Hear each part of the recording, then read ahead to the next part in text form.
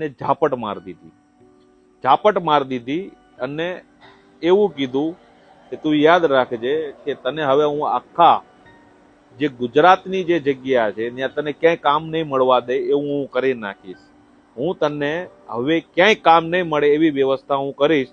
તું ગમે ત્યાં તારા કોટેશન આપીશ, તારી પાછળ મારા 2 માણસ લગાવીશ, પણ તને ક્યાંય કામ નહીં મળે એવું કરી દઈશ। એવામાં આ વિષય એવો બન્યો કે એ ભાઈ ગભરાઈ ગયો અને એને માફી માંગી ત્યાંથી નીકળી ગયો।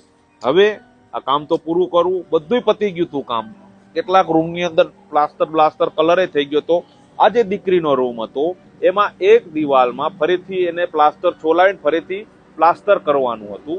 એવામાં આ લોકોએ આને છૂટો કર્યો એટલે બીજા કારીગરને બોલાવ્યો, પણ એ બીજો કારીગર આ જેને ઝાપટ મારી દીધીનો સગો સાળો હતો અને એ ખૂબ જ મોટો તાંત્રિક હતો, ખૂબ જ તાકાતવર હતો, ખૂબ જ નેગેટિવ વિદ્યામાં અને મેલી વિદ્યામાં આગળ વધેલો હતો।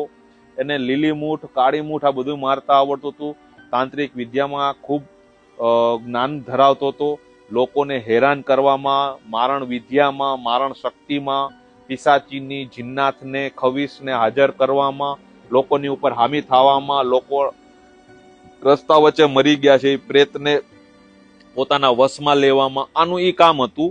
પણ દિવસેના સમયમાં એ ચણતર પ્લાસ્ટરનું કામ કરતો અને રાતના સમયમાં આવી મેલી વિદ્યા, ઝાટક ત્રાટક શક્તિનો ઉપયોગ કરી અને પૈસા લઈ અને લોકોને હેરાન કરવાના કામ કરતો હતો। અને અમને આવું જ કામ જોતું હતું કે આવી કોઈ જીવાત્મા છે કે જે પવિત્ર ને પણ ખૂબ અપવિત્ર જીવાત્મા છે કે જે લોકોને હેરાન કરવામાં, મારણ કરવામાં કે લોકોની ઉપર મેલી વિદ્યા કરવામાં જે લોકો ખૂબ તત્પર છે એવા લોકોને નષ્ટ નાબૂદ કરવા, એ લોકોને તમામ એની વિદ્યાઓ ખતમ કરવી, એ લોકોને એવી રીતથી બાંધી લેવા કે એની વિદ્યાનો ગમે ત્યાં ઉપયોગ ન કરી શકે। એવામાં